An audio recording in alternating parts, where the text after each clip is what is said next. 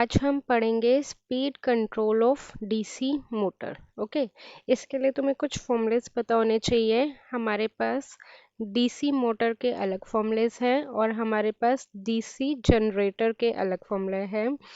DC motor का क्या formula है? E I A is equal to I minus I S H.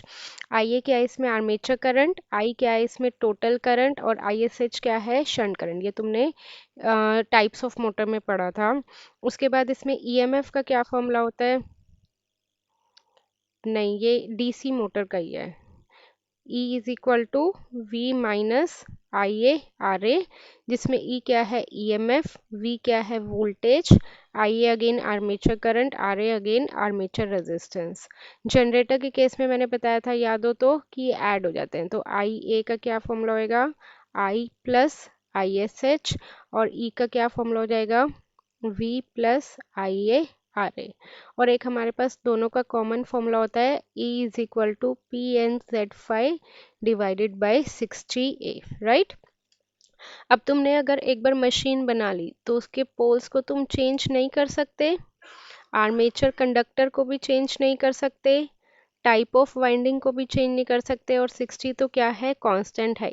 तो हमारे पास क्या फॉर्मूला बन गया यहाँ से? E is equal to K into N five.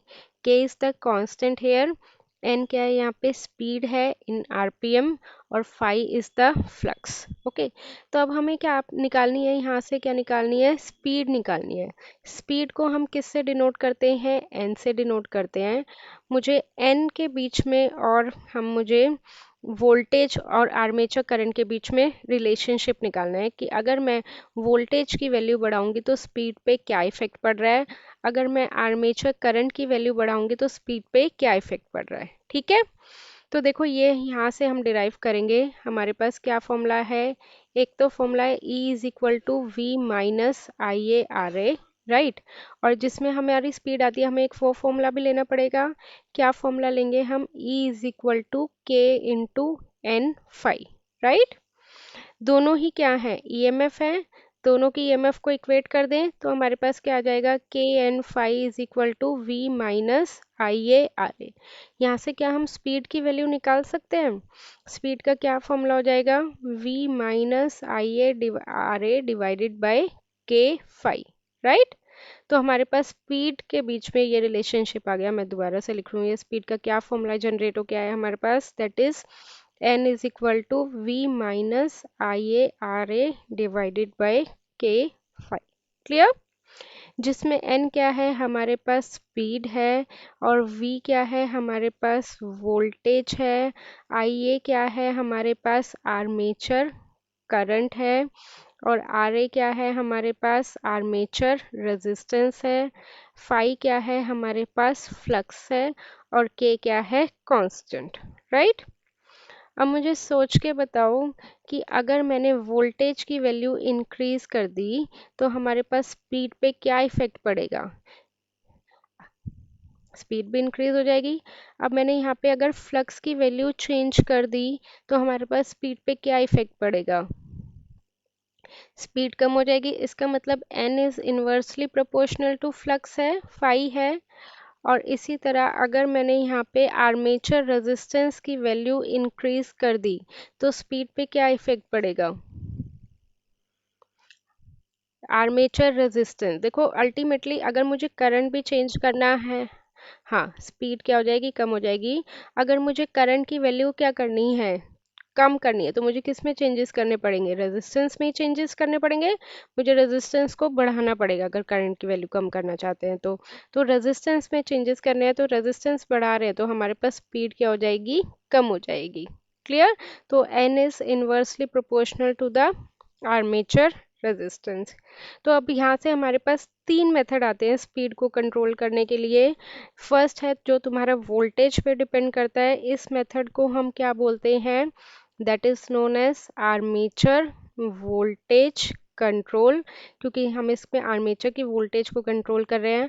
अगर मुझे फ्लक्स को चेंज करके स्पीड को चेंज करना है तो उस मेथड को हम क्या बोलते हैं? Field flux control.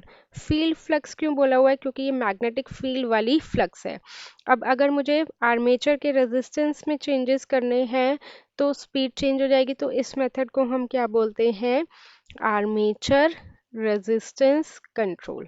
ओके, इस मेथड को हम क्या बोलेंगे? Armature resistance control. तो हमारे पास तीन मेथड है जिससे हम स्पीड की वैल्यू को चेंज कर सकते हैं। क्लियर ये चीज़? अब हम सबसे पहले जो मेथड पढ़ेंगे वो है हमारे पास आर्मेचर रेजिस्टेंस कंट्रोल, जिसमें हम आर्मेचर के रेजिस्टेंस में चेंज करके स्पीड की वैल्यू को चेंज कर सकते हैं। इसका दूसरा नाम होता है हमारे पास रियोस्टैटिक कंट्रोल। क्या नाम होता है? रियोस्टैटिक। रियोस्टैट तुमने देखा होगा 12th क्लास में, इस तरह से लंबा सा होता है, ऐसे स्लाइडिंग टाइप होता है। तो उससे बेसिकली हम क्या कर रहे हैं? रेजिस्टेंस में चेंजेस कर रहे हैं। किसके रेजिस्टेंस में कर रहे हैं? आर्मेचर के रेजिस्टेंस में चेंजेस कर रहे हैं, राइट? अब इसमें हमारे पास दो टाइप्स की मोटर तुमने पढ़ी थी, टाइप्स ऑफ मोटर में। एक होती है हमारे पास डीसी शंट मोटर और एक होती है हमारे पास डीसी सीरीज मोटर, राइट? तो डीसी शंट मोटर में क्या होता है? तुम्हें पता है कि शंट मतलब क्या है? पैरेलल है, जिसमें हमारे पास आर्मेचर के साथ क्या होता है? पैरेलल में फील्ड वाइंडिंग में होती, कैपेसिटर नहीं, आर्मेचर में क्या होती है? Field winding. सॉरी, पैरेलल में क्या होती है? Field winding. DC shunt, shunt मतलब क्या है? पैरेलल, की मतलब आर्मेचर और फील्ड वाइंडिंग एक दूसरे के साथ कैसे कनेक्टेड होंगी? पैरेलल में कनेक्टेड होगी, राइट? इसमें क्या है? DC series motor. सीरीज में क्या होगा? आर्मेचर के साथ हमारे पास फील्ड वाइंडिंग हमेशा सीरीज में कनेक्ट होंगी, राइट? क्लियर? यहाँ पे हमारे पास क्या था? प्लस माइनस वी वोल्टेज, और यहाँ पे भी हम सप्लाई दे देंगे प्लस माइनस वी वोल्टेज। अब देखो हमें करना क्या है? इसमें आर्मेचर के रेजिस्टेंस को कंट्रोल करना है, राइट? तो आर्मेचर के साथ में एक एक्स्ट्रा रेजिस्टेंस बना लूँ। इसी डायग्राम में मैं थोड़े से चेंजेस कर रही हूँ। जैसे ये मेरे पास था पैरेलल में, यहाँ पे ये मैंने बनाया आर्मेचर। आर्मेचर के साथ मैंने क्या कनेक्ट कर दिया? एक एक्स्ट्रा रेजिस्टेंस को कनेक्ट कर दिया, ठीक है? इस रेजिस्टेंस को हम क्या बोल देते हैं? E R E. R E का मतलब क्या है? Effective resistance.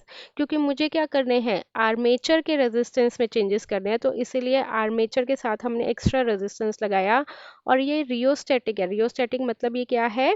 वेरिएबल रेजिस्टर, तो इसलिए मैंने यहाँ पे वेरिएबल का सिंबल बना दिया। ओके, ये क्या है हमारे पास? Are S H. ये क्या है? आर्मेचर का रेजिस्टेंस। और ये एक्स्ट्रा रेजिस्टेंस जो हमने ऐड करा है आर्मेचर के रेजिस्टेंस में चेंजेस करने के लिए। तो यहाँ से अगर मैं आर ई की वैल्यू चेंज करूँगी तो आर्मेचर के रेजिस्टेंस में चेंजेस हो जाएंगे। अगर आर्मेचर के रेजिस्टेंस में चेंजेस हो जाएंगे तो हमारे पास रेजिस्टेंस में चेंज हो जाएगा। और इस मेथड के अकॉर्डिंग, इस फॉर्मूले के अकॉर्डिंग आर ए में चेंजेस हो रहे हैं तो हमारी स्पीड पे भी क्या हो रहा है? इफेक्ट हो रहा है। स्पीड भी हमारी चेंज हो रही है, ठीक है? तो समझ गए कैसे आर ए से हमारे पास स्पीड पे इफेक्ट पड़ रहा है। अब इसी तरह हम पढ़ेंगे DC motor, DC series motor के लिए। इसमें मुझे सीरीज में, यहाँ पे तो आर्मेचर के साथ सीरीज में कनेक्ट करना है, तो यहाँ पे मैंने एक एक्स्ट्रा वेरिएबल रेजिस्टेंस इस तरह से कनेक्ट कर दिया। ये हमारे पास प्लस माइनस वी सप्लाई, ये आ रही। अब ये तो सीरीज में ही है सारी चीज़, तो मैं यहाँ पे लगाऊं एक्स्ट्रा रेजिस्टेंस या यहाँ पे लगाऊं? एक ही बात है, कहीं भी लगा सकते हो, यहाँ पे भी लगा सकते हो और यहाँ पे भी लगा सकते हो। क्लियर? अब इससे रिलेटेड हमारे पास ग्राफ आता है। ग्राफ हमें दोनों ही केसेस में बनाना है। एक होता है हमारे पास शंट मोटर का ग्राफ, ठीक है? ये क्या है? हमारे पास डीसी शंट मोटर का ग्राफ। और ये क्या है? हमारे पास डीसी सीरीज मोटर का ग्राफ। ग्राफ किसके बीच में है? आर्मेचर करंट और स्पीड के बीच में है, ठीक है? मैंने बताया था तुम्हें इस फॉर्मूले के अकॉर्डिंग अगर मुझे रेजिस्टेंस में चेंजेस करने हैं तो अल्टीमेटली करंट में ही चेंजेस होंगे। तो ग्राफ हमें किसके बीच में चाहिए? स्पीड और करंट के बीच में। मतलब ये है कि मैं ये देखना चाह रही हूँ, हम ये देखना चाहते हैं कि अगर हम करंट की वैल्यू बढ़ा रहे हैं तो डीसी शंट मोटर के केस में स्पीड क्या होगी? डिक्रीज होगी, राइट? क्योंकि N is inversely proportional to I A. इसी तरह अगर हम यहाँ पे भी करंट की वैल्यू बढ़ा रहे हैं तो स्पीड क्या होगी, डिक्रीज होगी। इस केस में भी N is inversely proportional to I A. दोनों ही केसेस में इन्वर्सली प्रोपोर्शनल है। बट देखो शंट मोटर पे इतना ज़्यादा इफेक्ट नहीं पड़ेगा, बट सीरीज मोटर पे बहुत ज़्यादा इफेक्ट पड़ेगा। वो कैसे, समझो कि यहाँ पे तुमने देखो करंट बढ़ाई, स्पीड कम तो हो रही है बट यहाँ से सिर्फ यहाँ तक चली गई है ना, सिर्फ तो ज़्यादा कम नहीं हुई। बट सीरीज मोटर के केस में तुमने करंट बढ़ाई तो स्पीड पहले कहाँ पे थी, यहाँ पे थी, यहाँ से तुम्हारे पास यहाँ पे बहुत ज़्यादा इफेक्ट पड़ रहा है। क्यों पड़ रहा है, क्योंकि शंट मोटर के केस में तुम्हारे पास करंट क्या हो रहा है, डिवाइड हो रहा है। करंट डिवाइड हो रहा है तो स्पीड तो कम हो रही है बट इतनी ज़्यादा उस पर इफेक्ट नहीं पड़ रहा। और यहाँ पे तुम्हारे पास कोई भी करंट डिवाइड नहीं हो रहा तो यहाँ पे तुम्हारे पास डायरेक्ट इफेक्ट पड़ रहा है। इसीलिए सीरीज मोटर के केस में जब हम आर्मेचर करंट की वैल्यू बढ़ाते हैं तो स्पीड पे ज़्यादा इफेक्ट होता है, और शंट मोटर के केस में हमारे पास इतना ज़्यादा इफेक्ट नहीं होता, क्योंकि शंट में हमारे पास करंट क्या हो रहा है, डिवाइड हो रहा है। क्लियर है। अब नेक्स्ट मेथड क्या हो जाता है, पहले हमने पढ़ा था आर्मेचर रेजिस्टेंस कंट्रोल, अब हम किसके बारे में पढ़ेंगे, फील्ड फ्लक्स कंट्रोल के बारे में। Field flux control. अब ये फील्ड कौन सी फील्ड की बात कर रहे हैं, किसकी फील्ड के फ्लक्स की कंट्रोल की बात कर रहे हैं, बेसिकली जो हमने मैग्नेटिक फील्ड बनाई है। तुमने डीसी मोटर स्टार्टिंग में पढ़ा था, हम यहाँ पे टेम्परेरी मैग्नेटिक फील्ड यूज़ करते हैं ना। तो जो टेम्परेरी मैग्नेटिक फील्ड यूज़ करते हैं उसकी जो फील्ड बन रही है उससे उसको उसकी फ्लक्स को वो क्या करना चाह रहे हैं, कंट्रोल करना चाह रहे हैं। तो अगेन यहाँ पे दो डायग्राम बनेंगे, एक डीसी शंट का और एक हमारे पास डीसी सीरीज का। तो इसमें वही है कि हमारे पास यहाँ पे क्या है, आर्मेचर है, आर्मेचर के साथ शंट है तो क्या कनेक्ट होगा, पैरेलल में वाइंडिंग कनेक्ट होगी। अब मुझे बेसिकली इस वाली वाइंडिंग, ये क्या है हमारे पास फील्ड, तो फील्ड के फ्लक्स को कंट्रोल करना है तो मैं एक्स्ट्रा रेजिस्टेंस कहाँ पे लगाऊंगी, फील्ड के साथ लगाऊंगी। लास्ट टाइम मुझे आर्मेचर के फ्लक्स, आर्मेचर में चेंजेस करने थे तो मैंने आर्मेचर में एक्स्ट्रा रेजिस्टेंस लगाया था। अब मुझे फील्ड में चेंजेस करने हैं तो मैंने फील्ड के साथ एक्स्ट्रा रेजिस्टेंस लगा दिया, तो इससे मेरे पास फील्ड का रेजिस्टेंस चेंज हो जाएगा। बेसिकली हमें क्या करनी है, फ्लक्स को कंट्रोल करना है। फ्लक्स को कंट्रोल करने के लिए करंट चेंज करना पड़ेगा, और करंट के लिए हमें फिर से रेजिस्टेंस पे ही आना पड़ेगा ना। तो इसलिए फ्लक्स के साथ करंट और करंट के साथ रेजिस्टेंस, तो अल्टीमेटली हमें रेजिस्टेंस में ही चेंजेस करने हैं। बस इस बार हम आर्मेचर में ना लगा के फील्ड के साथ लगा रहे हैं ये एक्स्ट्रा रेजिस्टेंस। यहाँ पे वही रहेगी प्लस माइनस वी की सप्लाई। क्लियर। अब इसी तरह हमारे पास डीसी सीरीज मोटर का है। अगेन हमारे पास क्या बनेगा, आर्मेचर बनेगा, आर्मेचर के साथ क्या बनेगा, आर्मेचर का रेजिस्टेंस बनेगा, और ये क्या है हमारे पास, फील्ड वाइंडिंग। इस टाइम फील्ड वाइंडिंग कौन सी है, RSC. Last time field winding कौन सी थी, आरएसएच, शंट के लिए। इससे पहले तुम्हें टाइप्स ऑफ डीसी मोटर अच्छे से पढ़ना पड़ेगा तो ये ज़्यादा क्लियर हो जाएगा। ठीक है। अब मुझे फील्ड वाइंडिंग से कनेक्ट करना है तो देखो फील्ड वाइंडिंग से कैसे कनेक्ट करेंगे, मैंने यहाँ पे एक एक्स्ट्रा रेजिस्टेंस लगाया और इसको इसके साथ एक वेरिएबल रेजिस्टेंस बना दिया। ठीक है। और यहाँ पे क्या हो गया, प्लस माइनस वी सप्लाई।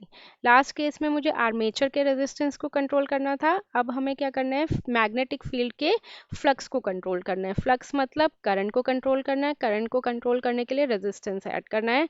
किसके साथ, फील्ड के साथ। शंट था तो शंट के फील्ड के साथ, आरएसएच के साथ हमने कनेक्ट कर दिया। सीरीज था तो हमने आरएससी के साथ कनेक्ट कर दिया। ठीक है, क्लियर है। बोलो यहाँ तक कोई डाउट हो तो।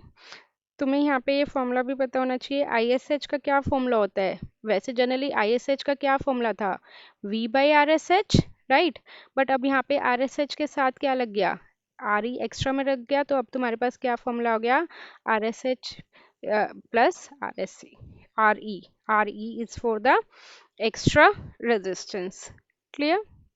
अब इससे रिलेटेड हमारे पास एक और ग्राफ आ जाता है, किसके बीच में ग्राफ आता है, स्पीड और टॉर्क के बीच में। तो स्पीड और टॉर्क हमेशा एक दूसरे से क्या होती है, इनवर्सली प्रोपोर्शनल। यहाँ पे क्या है, टॉर्क है, और यहाँ पे क्या है हमारे पास, स्पीड है।